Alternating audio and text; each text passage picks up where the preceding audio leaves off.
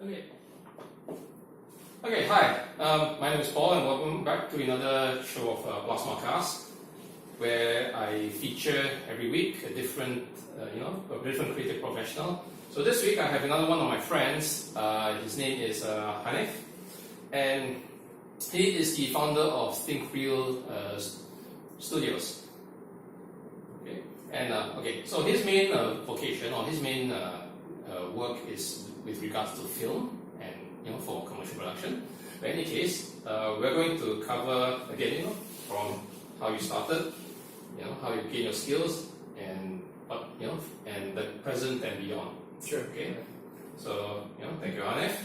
Thank you, Paul, for inviting me. Okay. So the first question is that when did you get the inspiration that you want to do film?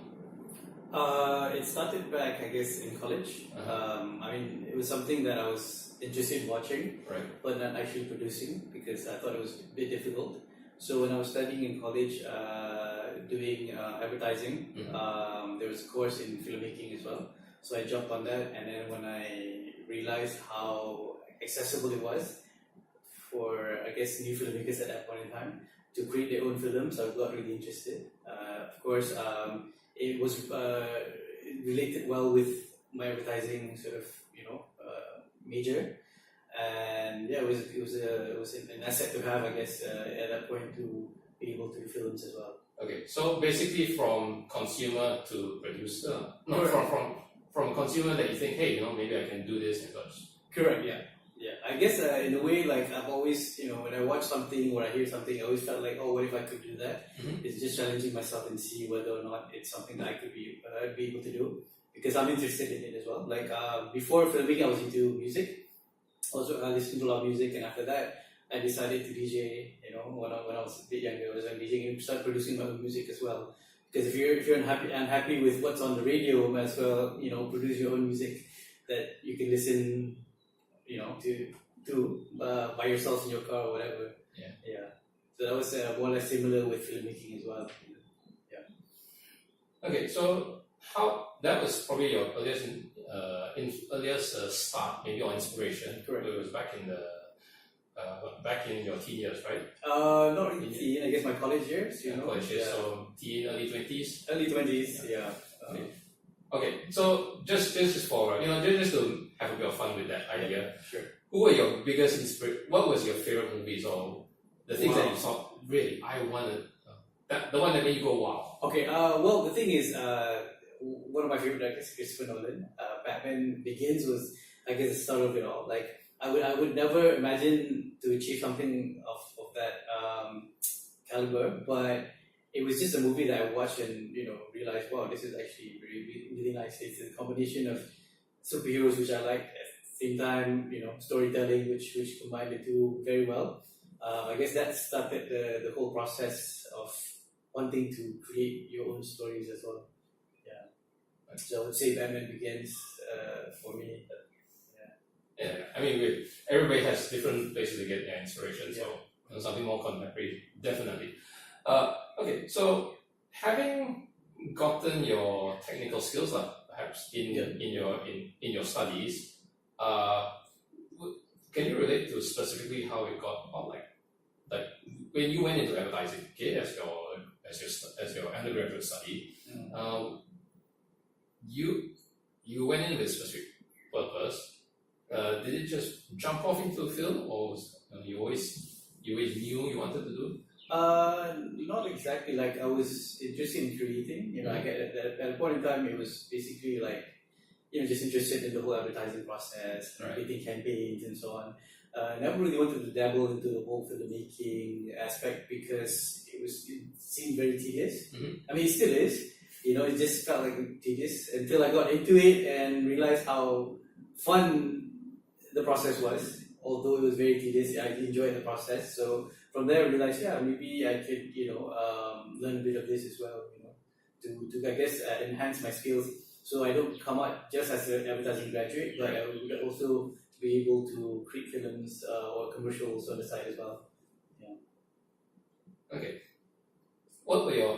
So during the study, what were your projects like those that are directly related to film? Like, what were some of the either projects or subjects or things that you were tasked to learn? Basically, we did like a horror film. I guess it's one of the easiest, or rather, the lecturer said it was one of the easiest things to do because you don't really use much lighting. You have minimal cost. You rely on scare tactics and so on. So that was one of the projects that we did. We also got a chance to do like our own mock commercials. So we did one for Nike, and also a music video, which I enjoyed very much. That one was we chose a song called "Beautiful People" by Marilyn Manson, out of all people. So we created like a gore kind of horror style music video. We ended up buying like meat from from the Taman Tun Pasar and all that, and created like our own practical effects, and that was a lot of fun. Yeah. Bought syrup to make blood and whatever. It was very much experimental. I think I saw somewhere in the documentary that the key was rose syrup and chocolate. I agree. Chocolate sauce. Yeah, exactly. But it smelled really bad after that. Like we had to get rid of everything. Okay. So, were there any other projects or anything else that might tie into needing to learn film?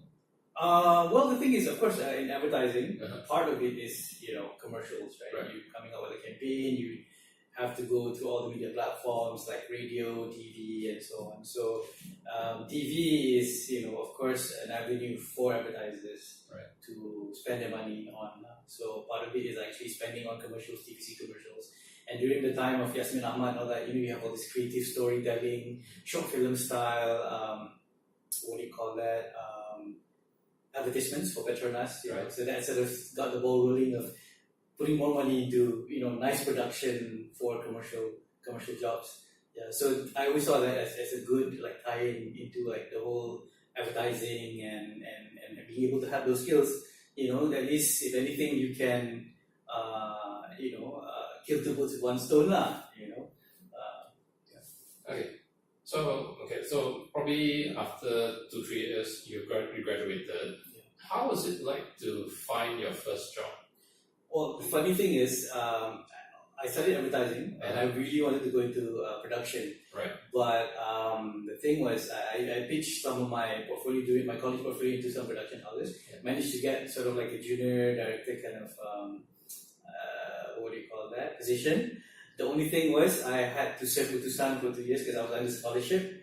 So I ended up doing sales for at least 2 to 3 years before actually being able to venture into production. So you sent out your portfolio early. Yeah. You got a place, but because you had a certain bond or certain scholarship. Yeah. Okay.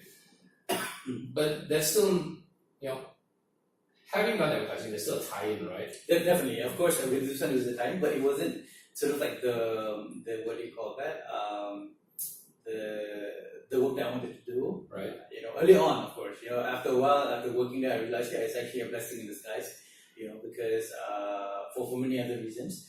But of course, I wanted to be a filmmaker. I wanted to shoot commercials. I wanted to do creative content and that. But I couldn't do that because I was doing sales. I was just selling more like newspaper sales, advertising, and things like that lah. Newspaper ads and so on. Yeah, for about 2 to 3 years. Yeah. So with the newspaper, it wasn't a loss because you still could apply yourself, you could still learn something. Of course. But definitely it wasn't. Of course. So when you finally after that 2 years, you finally got in to the filmmaking job? Not yet. Still not yet? Not yet. Actually, I got into an NGO after that. Called My Harapan. So I was doing a lot of integrated marketing work for them. That got me sort of like the avenue to sort of bring in this creative production knowledge into the NGO lah. That's when I realized I could do more things with my video making skills lah. So I ended up doing more Daraya videos and internal videos and all that. So although it wasn't exactly part of the job scope, I made it part of my job scope to do so. So the boss at the time was quite supportive. So he actually bought cameras for us and things like that to experiment on. So that was really, really cool lah. Okay. Yeah. So, can you tell me more about My Harapan in terms of, what were your objectives and how you managed to just expand upon? Okay, so filmmaking needs probably a storyboard or a narrative. Yeah. So, you working with the NGO and saying, hey, I can, maybe help the cause with the film. Yeah. So how did you, work that in? Okay, basically, I think with a lot of NGOs, what was lacking is documentation. Like you can tell your clients or stakeholders you've done so and so, but no one can really see what you've done. Mm-hmm. I guess to some extent, they don't want to, what do you call that? Like they don't want to like maybe expose, the good things that they've done. Charitable work should be kept, I guess, should be done quietly and things like that. So our job was sort of to capture those moments and then package it together in a video. And as and when they meet clients for more funding, they could show the video of the things that they've done in the past. Maybe a highlight of what they've done in 2017. Oh, sorry, that was 2013 or something like that. Yeah, they could show things that they've done. And in the past lah. Yeah, so that really worked very well. Especially for the marketing and so on. Yeah, so I was there to shoot some of the events that they've done. We actually ended up doing some mini online commercials kind of thing as well. But but you probably would term that as still being experimental. I would say so because I guess for me anything that I do I would call it experimental because I never want to say this is how it's supposed to be done traditionally and things like that because I don't everything is an experiment now, to be honest. There's no in this industry of course everything is just trying new things and trying to be you're trying to explore new things in this line of work lah. Yeah. I mean, last week I spoke with a violinist, and he was saying the same thing that there's a technical stream of that you need to at least own or properly master. Yeah. And then there's the creative side, which you in a way you have to experiment. You have to keep experimenting. Yeah, exactly. Yeah. And I think it helps you because for me, one of the things with me is I get a bit bummed out if I'm not able to follow a formula. Because you see some great work that other people have done, and for you to copy it 100%, you're like, oh, maybe you're just not the right person to do it. But if you can take some elements from there, experiment, and try to create something of your own, you feel a lot better because even if it doesn't look like that 100%, it's not supposed to. Yeah. So that to me that gives the freedom of of being able to just go with it lah. If not, you're going to be too rigid with things that you're supposed to be doing. Then it sort of distracts you from being more creative than you should lah. Yeah. So after My Harapan, what next? What next? Okay. Funny thing is, after My Harapan for almost 3 to 4 years, I was given an opportunity to work at Sam Darby. So I was in Sam Darby for another 3 years before actually not even doing production. Because I was doing branding. I was doing a bit of branding. I was doing CSR for a while, and then I went to branding. There were a lot of videos to be done as well. So there's a lot of video work, which I sort of read into the job description. Oh, you sneaked it in again. Exactly, because for me, it's like I want to be able to go to work and do something that I enjoy doing. And of course, for the company, it's of great value because if they were to hire, I guess, an external party to do some of their videos, it might cost a bomb. So here I am, having this knowledge. Because at one point I was sort of doing it on the side. Like the boss would be like, "Hey, you can do videos. Can you do it for us?" I'm like, "Okay, cool, I'll do it. But can you put this in my what do you call that? Marketing kit. I don't think what do you call it? Not job description. I put it into my appraisal. Right. You know what I mean? So that at least if I'm doing this on the side, it's also counted as my job scope. Right. So I did that and I managed to get it through. And then after that, it became like I guess a bulk of the work that I do, which is interesting because trying to be like trying to fit in production where I can in the space of corporate in a corporate company setting lah. Like I said, it was an advantage to them as well because they saved a lot of money by doing it internally. Yeah, for all the departments, we did safety videos, launching videos, a lot of the Hari Raya or Merdeka videos. So there were a lot of things that they benefited from that. I would say because and it was at their disposal lah because I was there. So if anytime they wanted a video, like, hey, can we do it? And like, yeah, let's do it quickly. Come up with the storyboard, concept, get it approved, and start shooting. And yeah. Okay, but here's one thing I need to ask. Yeah. Okay. So for commercial videos, or at least as you describe our safety videos internal, you're the lead, but you still need to work with a team. perhaps? Perhaps, yeah. Okay, depending also on the scope. Like most of the time at time, because of the limited resources, we were, I guess, 2 to 3 guys. You know, just going and shooting and editing and things like that. We didn't have a full production crew. Okay. I guess we sort of like set the team up to be able to work within just a 3-man crew kind of setting. You know, equipment's put, not heavy equipment and things like that. So it worked pretty fine. Yeah. So anything bigger, they might have to hire a production house lah. Oh, okay. But of course, with whatever resources that they have with us, you know, they could still come out with some output. All right. Very impressive. Okay, so that was 2 years in the newspaper, 4 years in a NGO, another 3 or 4 years, 3 years with a large corporate. Yeah. Okay, so how does that journey continue? Okay, well, here I am now. This is actually my home studio or home studio, and I'm converting my house now into an office. So basically, what happened was I decided, I'm not getting any younger, and if I was to just like embed my passion into any other job scope, it might be too risky. You know, like any other company that I go to, they might feel like, oh, maybe we don't need a videographer and so on and so forth. Of course, I could do other things. I was back in Simon, I was doing communications and CSR and a bit of PR work and all that. But I know my passion was, in production and animation and all that.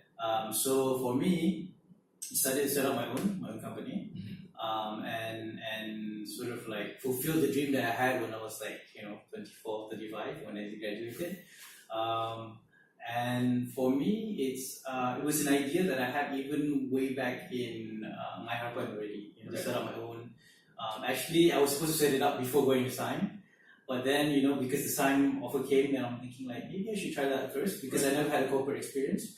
So if in anything, you'd have the corporate experience before you jump and do your own lah. At least if anything happens, you have a fallback plan lah. You can tell people that you've actually worked in a corporation before and so on, and hopefully that will sort of like make it more marketable, I guess, for you on your resume. But it doesn't really matter now anyway. Okay, so just to rewind a bit, because you've back in college days, where you said you were setting up your portfolios and you got a placement you offered a placement within a studio. Yeah. So did that ever happen? No, I mean after that, like I decided, because of the nature of the job, that's why. Let's just backtrack a bit about Utusan. I want to mention that because I think, like I said, as much as my passion was in production, right? When I was in Utusan, it was actually a blessing in disguise, obviously. Because for me, I was trying to, what do you call that? Of course, I didn't understand so much the nature of the job, right? And to do sales is not something that I was really interested in doing. So for 2 years, I just had to be there to fulfill the bond. If not, then I would have to pay everything back, right? So I decided, 2 years, fine. Well, what's cool about Utusan is the fact that you get one is flexible hours in a way because you're doing sales. So as long as you meet your what do you call that? Your targets and all that, then you're pretty much free. I mean, don't quote this. I'm saying like for me that was the experience. Of course, now things will change, right? But and you earn a lot more than most people in production at that age, right? Even in advertising, you know what I mean. So I remember calling a friend of mine. Ask him like 4 and 4 in the evening. I'll call him like, hey, you want to hang out? He's like, no, I got work till 10. And I'm like, oh, I'm already done. And he was earning like maybe a lot less than I was. So that's the one benefit of doing sales. So after that, I'm thinking like, hey, this is actually not a bad thing. So if I could do that and maybe do production on the side for fun, then I'd have a win-win situation lah. Right. Yeah. So after a while, like as much as after going into an NGO and SIME, I guess in a way I was getting a bit more comfortable. Like maybe this is an okay path for me to take.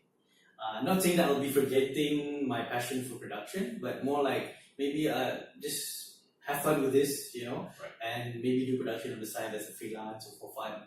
Yeah. Okay, so now we covered that part. So here's the thing I would want to ask is that you decide to do your own studio, to establish your own company and your own studio. The question is, did it cross your mind that perhaps you would maybe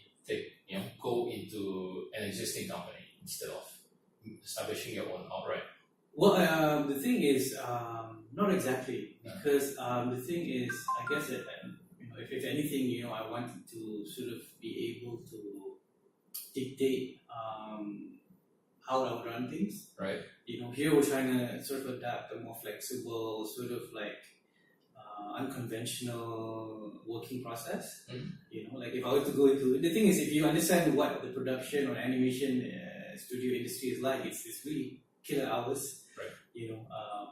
On demand, and always last minute sort of like, what do you call that? Jobs, So we're trying to make it different here, So if I were to go to any company, I'd fall into that trap again, and why would I want to do that? When I had the flexibility of earning some good income, just working 9 to 5 and go back early and not have to worry about, client, what do you call that, requirements and things like that, So in the end, if I was to go into just any other company, it would be the same thing again. That's not what I wanted to do. I wanted to do my own and sort of like set my own rules. Right. Yeah.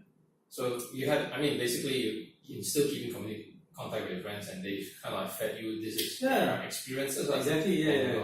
And you just went like, nope. Not for me, because like, in all honesty, I'm only 33.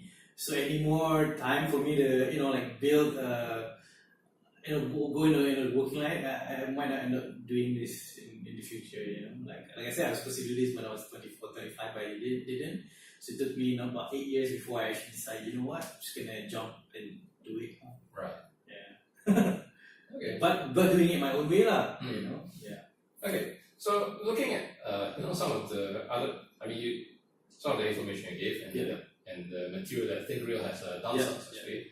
So the first thing is that, was it hard developing those content for as commercial clients?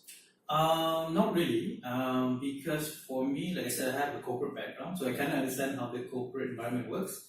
I think that's important, especially for a lot of servicing jobs. It's understanding your clients very well and meeting their requirements, objectives. So for me, was it difficult? Of course, everything is a challenge. Right. But I would give a lot of credit to Genovasi, because when we did the sort of like the design thinking sort of courses, it really trains you to problem solve, regardless of the problems.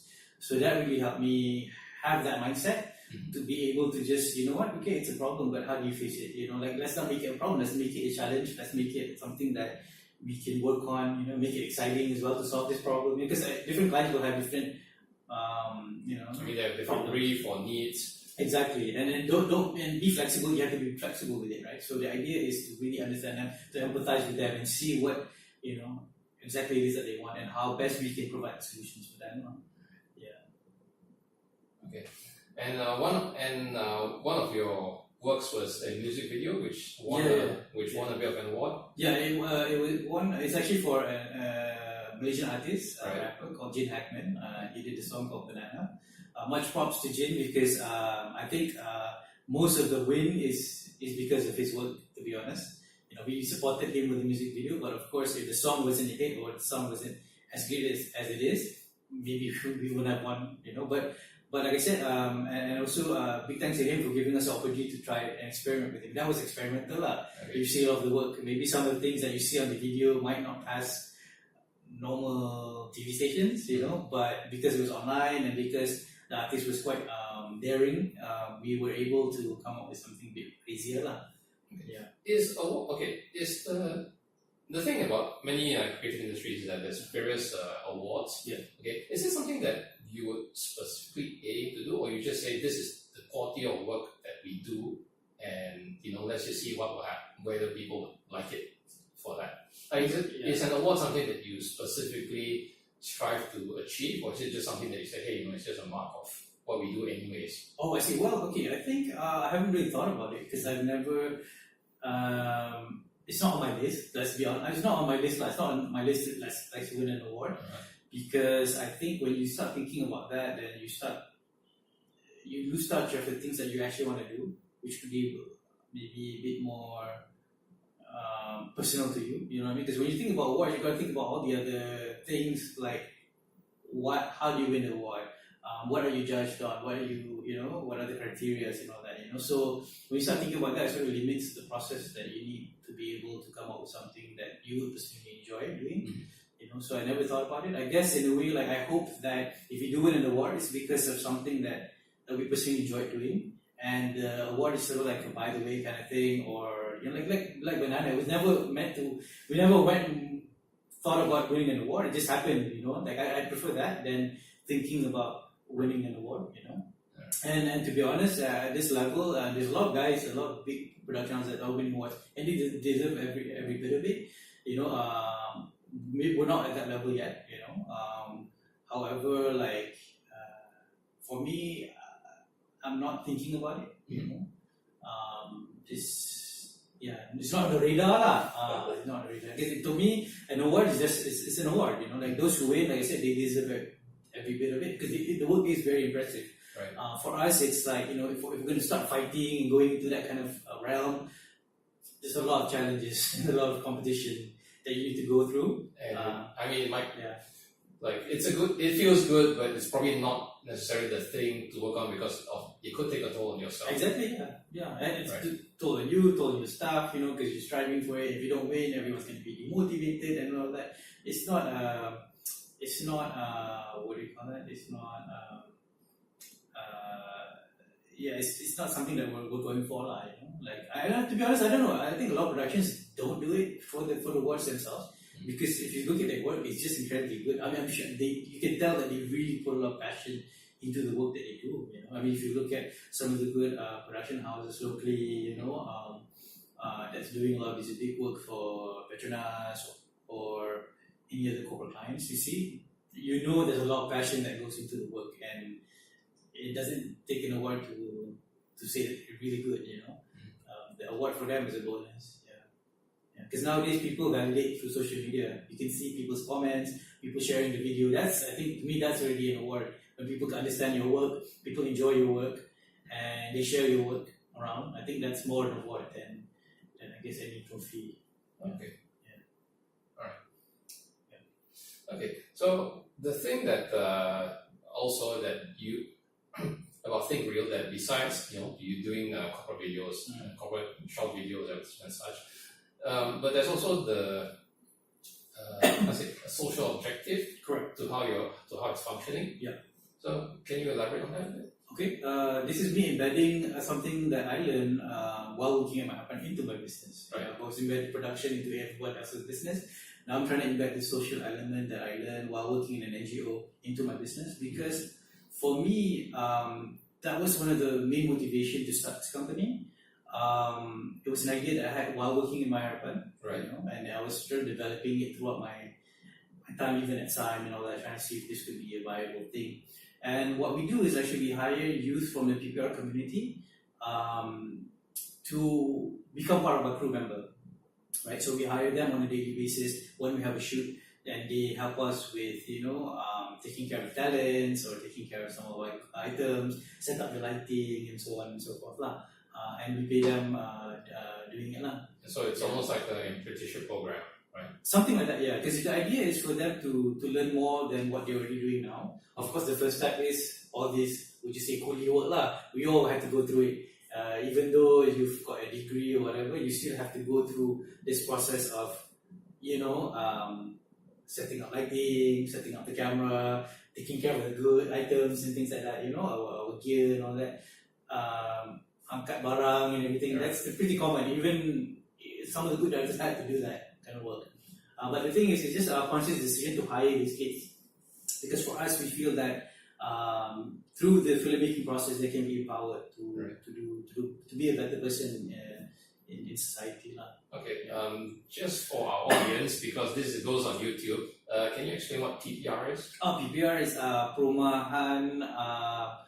Project Perumahan Rakyat is actually the low-cost flats that you see around the KL area or surrounding areas.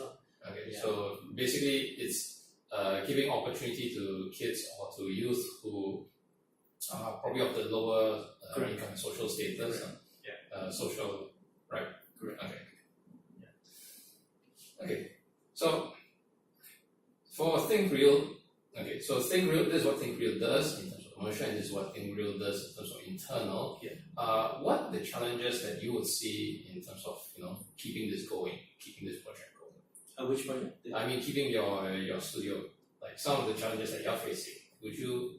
Would you describe some of it? I guess it's jobs. The idea is we're a servicing business, so we need more clients, right? And that will help keep us going, I guess. And also to look at new ways of generating income for your business.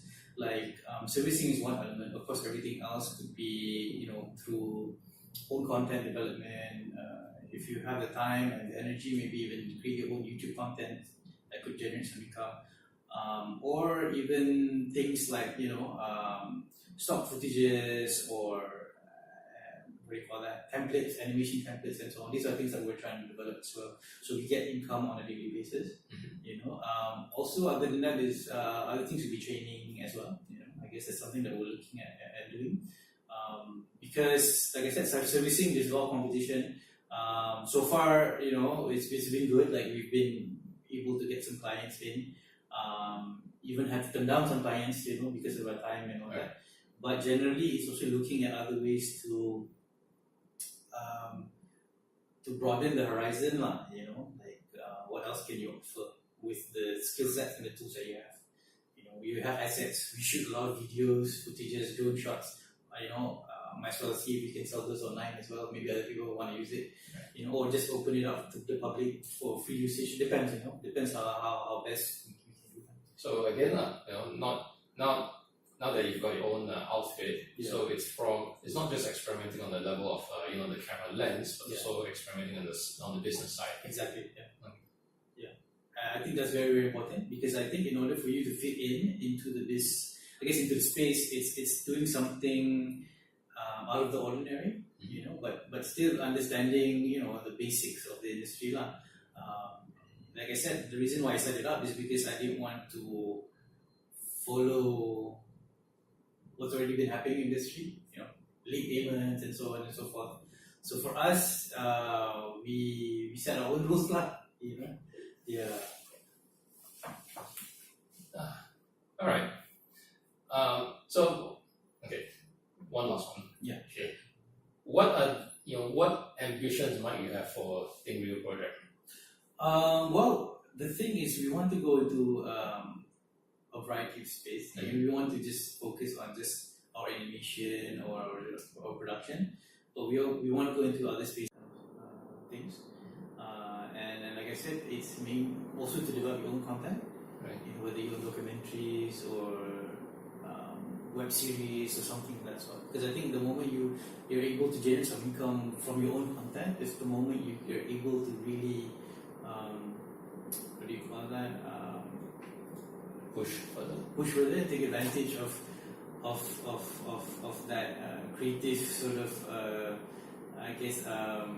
nature that you have, because then you dictate everything, you are the creator of it, it's not bound by any client or anything like that, but you're able to control what it is that you want to put into the the video and things like that. So so effectively, you're developing your own IPs on the cards, Yes. Yeah. Very interesting. Yeah. Okay. Now, besides ThinkReelProject, would there be any other, perhaps related initiatives that you might be considering? Related initiatives? Exactly. I don't know, maybe like a collaboration or, either collaboration or feature films or even of course, it's in the back of my mind. But I know how tedious and difficult it is. Right. Also, to create a feature film and all that I would say it's one of those things where it's easier said than done. Like having gone through even the small scale of work that we do, it's quite tiring. Right. And I give a lot of respect to people who can pull that through. If you look at like behind the scenes, or even some of the local films, some of the action films that you see, much props to them, because you see how many crews that they have to manage and to block off roads to create some really nice practical effects. It's not easy, like we enjoy it. Of course, we pay our 10 ringgit, 15 ringgit to watch the film, and we can comment all we want, oh, this is bad, this is but behind all that is a lot of process and a lot of hard work and creative minds that put all these things together, and good or bad, there are, some, what do you call them, respectable moments, that they have to go through, see. Yeah. So of course those things are in partner. We do a lot of collaboration work. Right now, I don't want to be too overly ambitious because that would sort of distract me from our main focus, which is our servicing at the moment and also our social development program under the ThinkReelProject. That is something that I'm focusing on because for me, it gives I guess for myself, because I need to be able to be motivated to go to work. Right. Because right now it's my own work. You know what I mean? The difference is it's my own business, so I can always say, I'm kind of tired today, I can just go home. I can do that if I want to. I'm tired, I don't feel like going, I'm just going to stay home. I can do that because it's my own business. But the thing is, if I'm not doing it for myself, then it gives me more motivation to come to work. Right. Hence the social element. If I don't come to work today or get jobs, then these kids that I'm trying to help, they're not going to be able to have, the opportunity to work with me again. So that gives me sort of like the edge to say, okay, I got to get this project. Or this project means a lot to me now because I got these other kids that I need to worry about, It's like, say, having a family, lah. If you're yourself, bujang and all that, then you don't really care. Because if I do it today, it's fine, lah. I do it for a month, fine, lah. Just eat Maggi, it's fine because it's my own body, it's my own self. I take responsibility. But when you have other responsibilities, then you have to buck up, lah. So that gives me the push, lah. Right. Exactly. I was going to ask the question, but I guess you already answered it before I even had a chance to ask. Is that, what keeps you motivated or going, or maybe even what is your why? So you kind of answer all that. Yeah, there's otherwise as well. Of course, my family is of course one big factor as well. I have a growing family. And they, I guess, they need, to know that, because like I said, the thing is, they've seen. We've had a comfortable life in a way, like working in corporate and all that, and I don't want this to be something that was taken away from them. Right. So I gotta still push it. You know what I mean? Like make sure that it's even like it's even a better. It was a good idea for me to venture into this. Right. Because it's not about fulfilling my own dreams. Like I said, because you have responsibilities now. Back then, when you're young, just graduating, you have dreams, you go for it.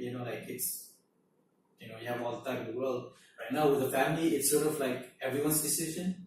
You know what I mean? Like everyone is. I'm bringing everyone is together with me on this journey. Which can be unfair to them as well because they never chose this path. Like this. Me not being able to come to work. Me not being able to be at home because I'm a business, so I have to be at home and I have to do some work at night. Things like that. So I'm putting them through all this process, lah. So I have to make it worth it for them as well, lah. Yeah, they're probably, I could say, my biggest stakeholders, lah. Yeah. All right. Oh, that's very interesting. Yeah. Okay. Okay. So let's see. We've covered your beginning, the process, the future, and even your why. I guess I will get to my 3 questions. Okay. So for the person who is considering getting into film, what might you advise them? Practice. Just practice first. Because the thing is, of course, we have this sort of urgency to want to dabble into filmmaking. Even those who have got a lot of experience, they practice every single day. I think with anything, you have to be a nerd about it, right. And it's important. Like when I was DJing back in the day, I remember I use the same format with all the things I've done in the past into this line of work as well, which is being a nerd about it. What I mean by that is understand it in and out, really learn about it as much as you can.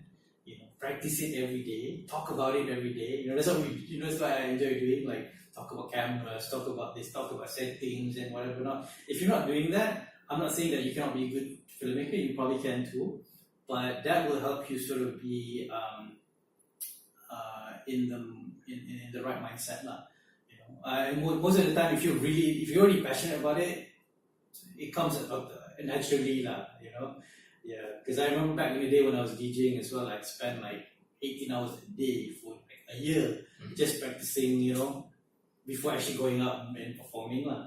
You know. I mean, it's not just you know which music, queuing up which music you actually mixing. And mixing, because I was a turntablist, I was scratching and all that, so there's a lot of physical movements that I had to practice. Right. It was like, for me, scratching was like break dancing, but with turntables lah. Okay. You know, so you have muscles that you need to really, you know, what do you call that?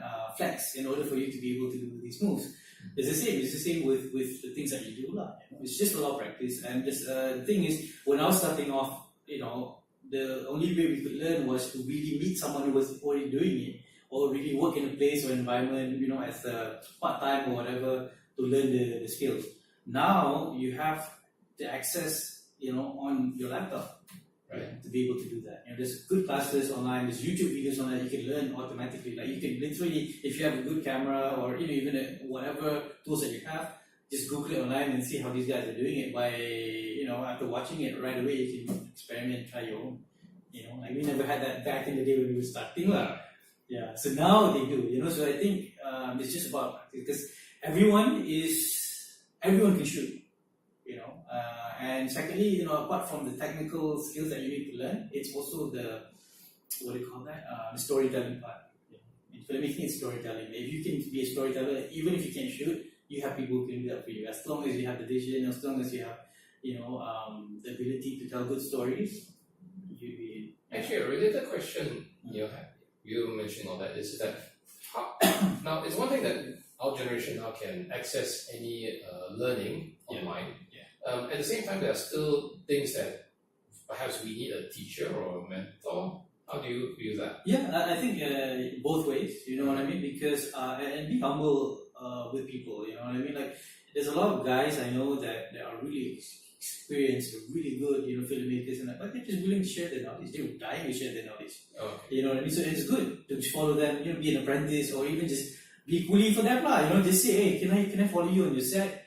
You know, I'll do it for free. You know, I'll follow you for 1 week. Let me do whatever it is. You know, just learn. You know, from these guys. And yeah, that's the sort of like attitude that you want to have in this line of work. Because, and you can learn from as many people as you wish, because there's no one particular style that you should stick to anyway. You know what I mean? Okay. Yeah. All right. My next question is, for the person who is in a school or is learning the skills, what might you advise them that? To get some real life experience. There are some good schools, I would say, some universities that really teach you hands-on experience. And I've seen some of the results of the students, excellent work. But at the same time, nothing beats the real life experience, because you from you know, and in university, of course, the ability to make mistakes is, you know, is there, still safe, it's a safe zone. But you know, as and when you're free during your breaks, you know, if you have the opportunity to work, like I said, you know, part time, or even just, you know, on a freelance basis for some of these guys, go ahead and do that. You know, because then you can really feel whether or not this is right for you. Yeah, because in your comfort zone, in your own safe space, you know, there's a lot of things that you're able to do. But when other things are put into the mix, like deadlines and time constraints and rain and all these things, you never prepare for these things, you know. So it's good to get some real life experience. But most importantly is practice. Like in anything, you know, people think that these guys are just good because they're talented, they were born with it. No, some of these guys I met, like they, you know, like they lived in front of my eyes. I could see how bad they were until, in a few months they were already excellent filmmakers, because they really just practiced the skills, you know, and they started doing experimental work all the time. Yeah. Okay. For the third question, you know, as you guys, if you guys are following Plusma-cast, there's a format to this. The third question is, for the new person who is starting this, you know, with a career or professionally, what do you have to advise? I think first and foremost, in anything, understand the industry. If you're thinking about going into the industry, first understand what the industry has to offer you. You know what I mean? And then start looking at how, if you think about, obviously most people, when they get into something, they want to generate some income lah, I'm guessing. You know, unless you really just want to do it for fun, then, you know, it's the whole entire thing altogether. But generally, it's understanding, the market, demands of the market, and follow what do you call that? What is the sort of like the style that you want to go? Because there's different filmmaking. Is not just, you can't just tell every guy, like, hey, can you shoot me a wedding video? Okay, you do filmmaking, right? You just show me. Some people don't do it. I don't do weddings. I prefer not to do weddings because it's not something that I would want to do because because of moments and things like that. I'm just afraid that I might hit the record button. You know what I mean? For some people, they're just comfortable doing that. For me, it's not something that I want to go into. Maybe I'll go into it in the future. I don't know, but right now, that's not something I want to do. So find what is it that you want to do. Travel, videography, short films, YouTube content. Right. What is it? Commercial. It's all different. That's why different directors get different jobs because they all have a different skill set. So maybe to find your niche or to find your style. Something like that, yeah. So find your style first and see what is it that entices you about the industry itself or about filmmaking itself. Then follow that path. But don't stick to it. If in the end you want to venture out, no problem. Like for example, you won't get Christopher Nolan to do a romantic comedy kind of film unless he does something crazy. But you get, he has a certain style that he practices and he owns, and that's what makes him him. But generally, it's about just trying to understand what is it that you're passionate about when you shoot. If you're into wildlife, then go shoot monkeys and birds and all that. Because then you'll be happy doing it, lah. Right. I'm just not happy shooting weddings because I feel like, oh man, this is such a nice moment. But what if I accidentally Miss it. They only get to do it once, So for some people, it's different. Yeah. Well, not only find a comfort zone. Not only find a comfort zone, but also you find a challenge, and maybe in there, then you find what you're specific to do. Correct. Yeah. And true. In either challenge or in comfort, I guess. Exactly. Yeah. Right. That's true. Yeah. Okay. Before I miss this entire section, I actually want to ask a couple of things about industry insight. Okay. Okay. Now, again, it's 2018. Cameras are just about everywhere. Yeah. So everybody is their amateur filmmaker, and yet everybody, there's still a space for people who are professional videographers or filmmakers, and yet there is also cameras everywhere that people are recording at moments, film and all. So how do you adjust to this type of environment, or define yourself in this type of environment? In what sense, right? Like everybody is their own filmmaker now. Oh, I see. Okay, yeah. Where are we in the space of? How would you define? Well, like I said earlier, like everyone can shoot. Everything is within reach. Right. You can get really excellent camera that is broadcast quality at a very affordable price. You could never do this maybe 7-8 years back. Yeah. You know what I mean? So at the end of the day, it's content. It's developing content, developing story. These are what people are looking for.